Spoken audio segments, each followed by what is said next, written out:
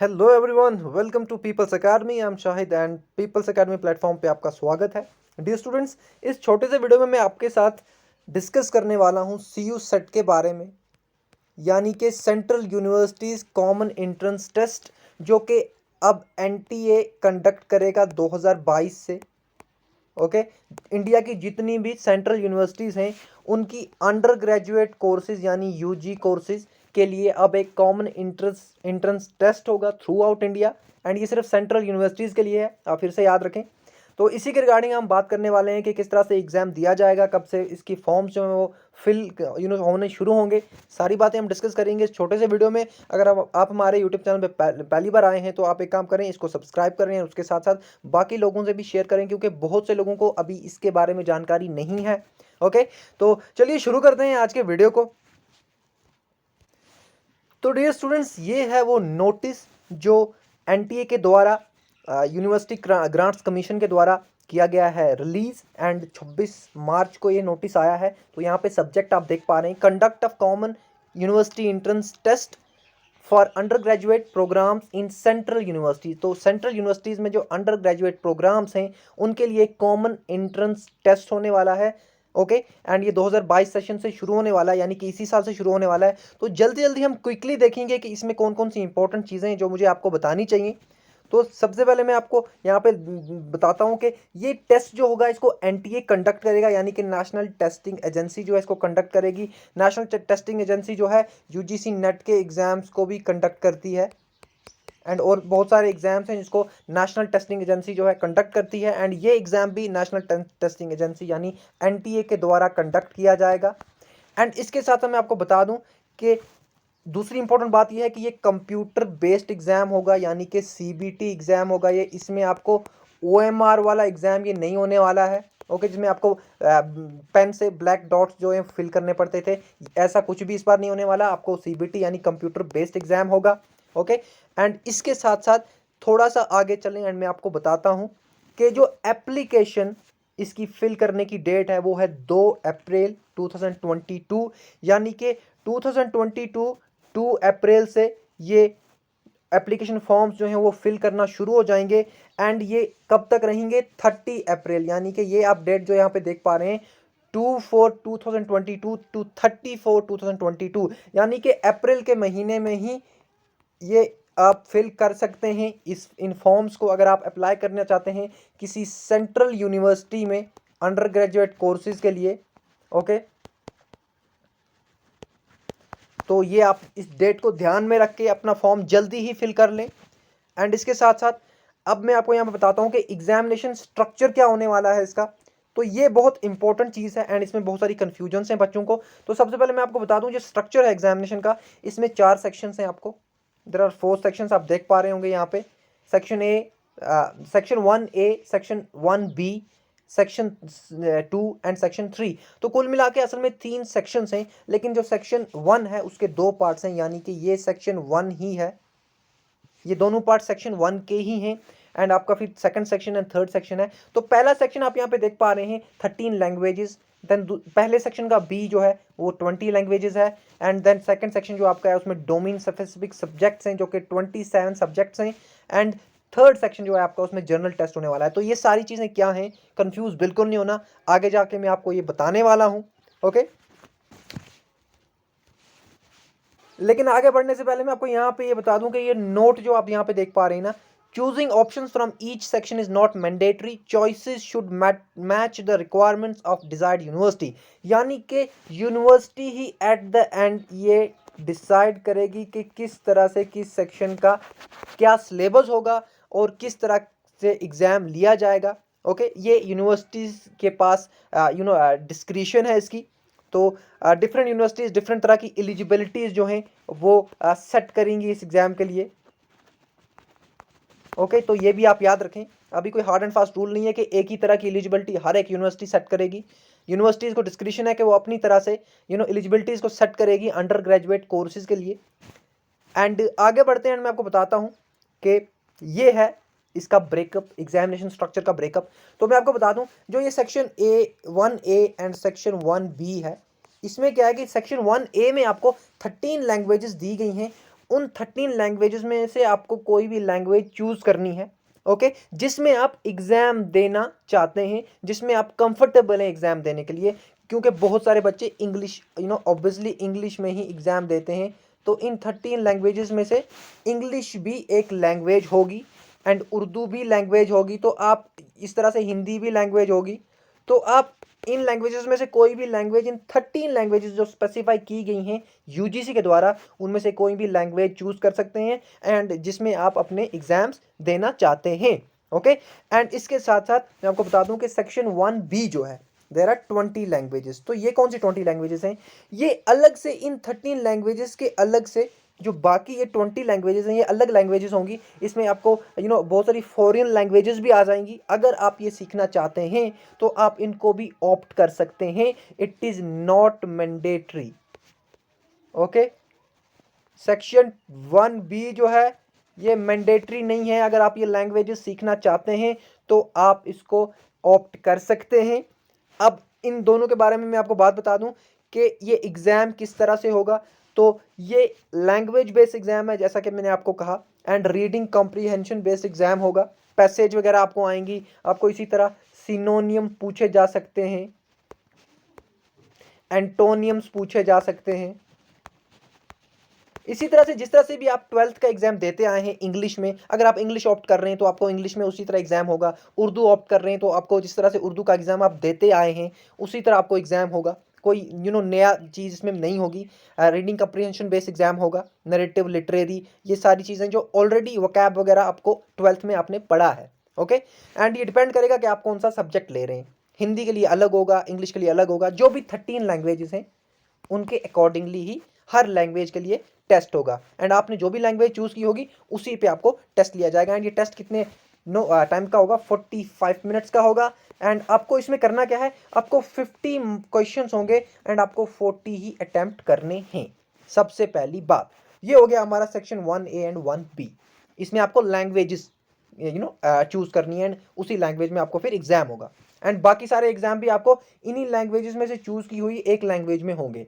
वो आपकी प्रेफरेंस है कि आप किस लैंग्वेज में देना चाहते हैं। ज़्यादातर इंग्लिश ही बच्चे चूज करते हैं, मैं फिर से आपको बता रहा हूँ, ओके, क्योंकि बहुत लोग इंग्लिश में कंफर्टेबल होते हैं। इसके बाद जो हमारा सेकंड सेक्शन है, सेकंड सेक्शन यानी domain section. Domain section in the sense कि आप जो है अंडर ग्रेजुएशन किस में करना चाहते हैं। आप पॉलिटिकल साइंस में करना चाहते हैं, आप सोशियोलॉजी में करना चाहते हैं, आप इसी तरह बॉटनी में करना चाहते हैं। तो देर आर अराउंड 27 सब्जेक्ट्स। तो ये 27 सब्जेक्ट्स यूजीसी ने स्पेसिफाई किए हैं।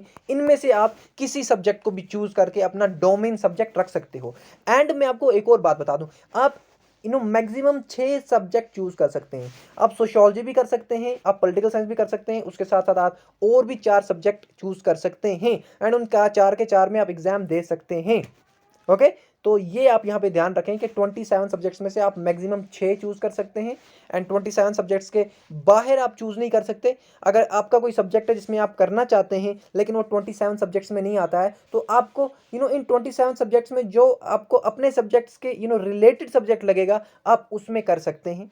लेकिन स्पेसिफाई यही 27 सब्जेक्ट्स हुए हैं, आप ये ध्यान रखेंगे। एंड सबसे बड़ी बात, ये डोमेन सेक्शन यानी कि जो आपका अपना अंडर ग्रेजुएशन का सब्जेक्ट होगा, इसमें सिलेबस क्या होगा? तो सिलेबस इसका होगा एनसीईआरटी बेस्ड 12th क्लास का सिलेबस। यानी कि अगर पॉलिटिकल साइंस की बात करें, पॉलिटिकल साइंस की अगर बात करें तो आपको 12th क्लास की एनसीईआरटी पे ही क्वेश्चंस पूछे जाएंगे। इससे बाहर आपको कोई क्वेश्चन नहीं आएगा। एंड मैं आपको बता दूं 11th क्लास का क्वेश्चन भी नहीं पूछा जाएगा, सिर्फ 12th क्लास की एनसीईआरटी जो पॉलिटिकल साइंस की है। अगर पॉलिटिकल साइंस की बात करें, अगर कोई और कोई सब्जेक्ट है तो उस सब्जेक्ट की 12th क्लास की एनसीईआरटी, तो यहीं से क्वेश्चन पूछा जाएगा, ना कि 11th, ना कि कोई 10th का बेस, सिर्फ 12th क्लास एनसीईआरटी। एंड जो है पेपर आपका 45 मिनट्स का ये भी होने वाला है एंड इसमें भी आपको 45 क्वेश्चंस अटेम्प्ट करने हैं आउट ऑफ 50। आई होप आपको इतना समझ आ गया होगा। एंड इसके साथ साथ चलते हैं हम अपने तीसरे सेक्शन पे जो आपका है जनरल टेस्ट। जनरल टेस्ट यानी कि ये सब के लिए सेम होने वाला है। ये जनरल का मतलब ये है कि ये सब के लिए सेम होने वाला है, ओके। एंड ये टेस्ट जो होगा आपका ये होगा 60 मिनट का, सबसे पहली बात। दूसरी बात कि इसमें 60 क्वेश्चन होंगे, जिसमें आपको 60 क्वेश्चन अटेम्प्ट करने हैं आपको out of 75 questions. Okay, total 75 questions होंगे इस जनरल टेस्ट में एंड 60 क्वेश्चंस आपको अटेम्प्ट करने हैं। एंड मैं आपको बता दूं इसमें जो सिलेबस है वो यहाँ पे दिया हुआ है। आपका जनरल नॉलेज, आपका current affairs, general mental ability, numerical ability, quantitative reasoning. अब ये सारी चीज़ें आप देख के डरना बिल्कुल नहीं, क्योंकि ये सिर्फ आपको 8th क्लास के बेस पे होगा, ना कि 10th क्लास के बेस पे। Okay, 8th class 8th grade का जो स्टैंडर्ड होता है, इन सारी चीज़ों का जो यहाँ पे लिखी हुई हैं वो ही स्टैंडर्ड आपको पूछा जाएगा, 8th क्लास का स्टैंडर्ड। ओके, जो भी सिंपल सिंपल मैथमेटिकल चीज़ें हैं या फिर रीजनिंग चीज़ें हैं, तो इस पे भी मैं आपको क्वेश्चंस करवाऊंगा, ये चीज़ें मैं आपको कवर करवाऊंगा। सिंपल सिंपल चीज़ें, सिंपल क्योंकि 8th क्लास को तो बहुत ही सिंपल होगा ऑब्वियसली, तो मैं आपको वो सारी चीज़ें कराऊंगा। मैथमेटिक्स हो गया, जनरल एबिलिटी हो गया, या फिर जनरल नॉलेज हो गया, तो ये सारी चीज़ें हम करेंगे अपनी इस कोर्स में जो मैं चला रहा हूँ आप सबके लिए। ओके, तो ये है हमारा जनरल टेस्ट जो कि 3rd टेस्ट था।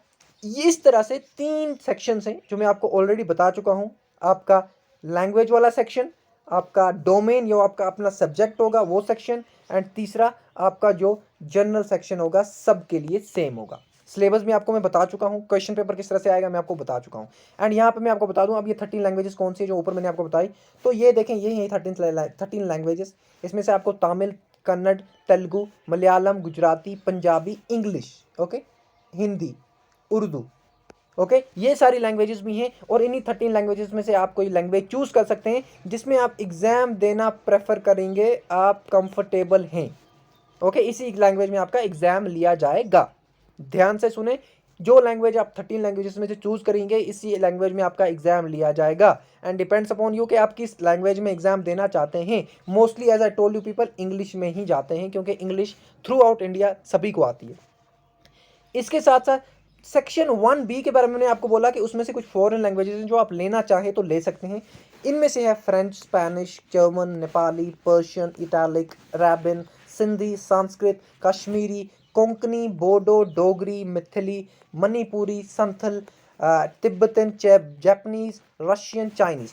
तो ये कुछ लैंग्वेजेस हैं जो आपकी मर्जी है, आप ये लेना चाहें या नहीं लेना चाहें। लेकिन यहाँ पे एक बात आप याद रखिएगा कि टोटल एक तो 13 लैंग्वेजेस प्लस ये 20 लैंग्वेजेस, इनमें से आप मैक्सिमम दोनों में से सिर्फ 3 लैंग्वेजेस ही ले सकते हैं। ओके, दोनों को मिला के सिर्फ 3 लैंग्वेजेस आप ले सकते हैं। एंड उन 3 लैंग्वेजेस में से एक आपकी वो लैंग्वेज होगी जिसमें आप एग्जाम अपना देने के लिए तैयार होंगे, कंफर्टेबल होंगे। ओके, आई होप आपको इतना समझ आ गया होगा। अब डोमेन सब्जेक्ट्स की बात कर रहे हैं कि 27 सब्जेक्ट्स, कौन से 27 सब्जेक्ट्स थे, तो यहाँ पे मैं आपको बता दूं इसमें से आपको देखिए अकाउंटेंसी, बुक कीपिंग है, बायोलॉजी है, केमिस्ट्री, कंप्यूटर साइंस, जियोग्राफी और जियोलॉजी एक ही है, history, economics and business economics ये भी एक ही है, engineering, graphics, entrepreneurship, political science. Okay, political science मैं हमेशा क्यों बोलता हूँ, क्योंकि I am my self A political science student and my self A political science teacher, and this YouTube channel is in fact particularly for political science students. तो इसलिए political science students की मैं ज़्यादा फोकस करता हूँ। And psychology भी है, उसके साथ साथ सोशोलॉजी भी है, मास कम्युनिकेशन भी है, एग्रीकल्चर, टीचिंग एप्टीट्यूड, एंड इसी तरह आपका कमर्शियल आर्ट्स है। तो ये सारी चीज़ें जो है ये 27 सब्जेक्ट्स हैं, ये इनमें से आप चूज़ कर सकते हैं maximum 6 subjects as I told you people. Okay, maximum 6 subjects आप चूज़ कर सकते हैं। तो चलते हैं हम अपने आगे बढ़ते हैं, देखते हैं और कोई जानकारी है यहाँ पे। As I told you people के जो लैंग्वेजेस हैं उनमें से आप सिर्फ 3 लैंग्वेजेस चूज़ कर सकते हैं सेक्शन ए और सेक्शन बी में से। एंड उनमें से एक लैंग्वेज वो होगी जिसमें आप अपने डोमेन सब्जेक्ट्स का पेपर लिख सकते हैं, यानी कि वही लैंग्वेज जो आप प्रेफर करेंगे एग्जाम लिखने में। ओके, ये आप याद रखेंगे, मैक्सिमम 6 ही डोमेन सब्जेक्ट्स आप चूज़ कर सकते हैं, ऑलरेडी बता चुका हूँ मैं आपको।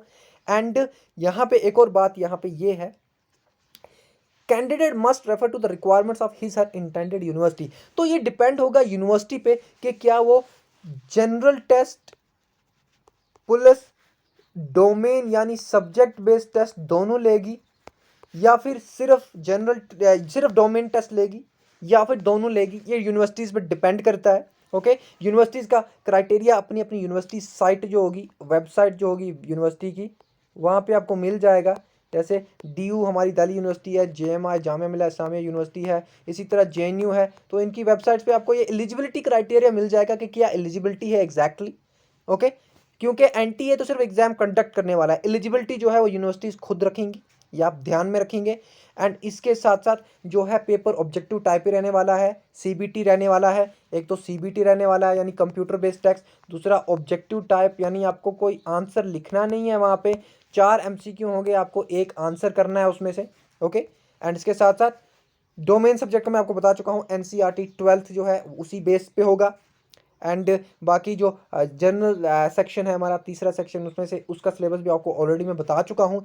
तो ये सारी जानकारी थी आपका जो एग्ज़ाम UGC NTA के द्वारा कंडक्ट करवाने वाली है, किसके लिए, आपकी अंडर ग्रेजुएट कोर्सेज के लिए यानी UG, ये आप याद रखेंगे। तो फिर से मैं आपको बता दूं, आपके 3 सेक्शंस होंगे, 1, 2 एंड 3। इसमें आपको लैंग्वेजेस पे एग्ज़ाम होगा, आपकी मैक्सिमम 3 लैंग्वेजेस आप चूज़ कर सकते हैं। एंड ये आपका जो होगा ये आपका स्पेसिफिक सब्जेक्ट होगा, आपका अपना सब्जेक्ट।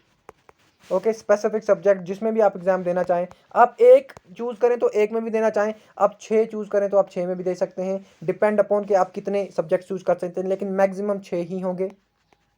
ओके, एंड तीसरा आपका जनरल टेस्ट होगा। जनरल टेस्ट यानी आपका सबका एक ही टेस्ट होगा, जनरल टेस्ट, जो कि 8th स्टैंडर्ड बेस्ड होगा। एंड ये स्पेसिफिक सब्जेक्ट जो है ये 12th स्टैंडर्ड होंगे। 12th स्टैंडर्ड यानी 12th की जो NCERT किताब है उसी पे आपको अपने सब्जेक्ट के क्वेश्चंस पूछे जाएंगे। एंड बाकी मैं आपको बता चुका हूँ कि जो डेट है फॉर्म्स फिल करने की, वो यहाँ पे आपको आप देख पा रहे होंगे कि वो आपकी अप्रैल के महीने में है। तो अप्रैल के महीने में ही आप अपने अपने फॉर्म जो है वो फिल कर दें। ओके, अगर आप जाना चाहते हैं सेंट्रल यूनिवर्सिटीज़ में, इनफैक्ट कुछ लोग बच्चे जो होंगे वो देख रहे होंगे कि सिलेबस क्या होता है BA ऑनर्स का डिफरेंट यूनिवर्सिटीज़ का, लेकिन जब सेंट्रल यूनिवर्सिटीज़ की बात आती है तो अब जो है खेल बदल चुका है। अब आपको पता है कि UGC ने कुछ चीज़ स्पेसिफिक कर दी है, तो अब आपको कोई अलग से सिलेबस नहीं होगा, जो UGC ने यहाँ पे इस नोटिस में बताया है यही सिलेबस होगा, इसी तरह से ब्रेकअप होगा। एलिजिबिलिटीज़ जो है वो यूनिवर्सिटीज़ डिसाइड करेंगी, बाकी सारा स्ट्रक्चर सेम रहने वाला है।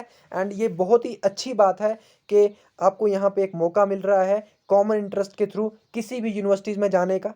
ओके, ये आप याद रखेंगे।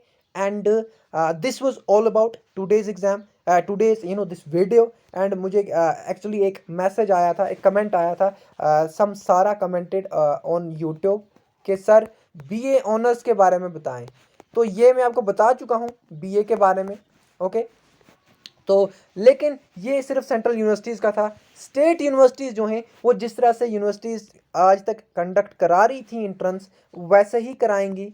ओके, एक वीडियो, छोटा सा वीडियो स्टेट यूनिवर्सिटीज़ पे भी मैं लेके आऊँगा। अब यहाँ पे प्रॉब्लम सिर्फ ये है कि हर यूनिवर्सिटी का सिलेबस जो है वो अंडर ग्रेजुएट के लिए अलग होता है, लेकिन जो सेंट्रल यूनिवर्सिटीज़ होंगी उनका आपको मैं सब कुछ बता चुका हूँ। तो कुछ यूनिवर्सिटीज़ हैं जिनका मैं आपको लेके आऊँगा, जिस तरह से जम्मू यूनिवर्सिटी है हमारे अपने UT की जम्मू यूनिवर्सिटी है, जम्मू यूनिवर्सिटी। इसी तरह हमारी कश्मीर यूनिवर्सिटी है। तो इनके लिए मैं अलग से लेके आऊँगा कि किस तरह से ये BA ऑनर्स का एग्ज़ाम कंडक्ट कराते हैं।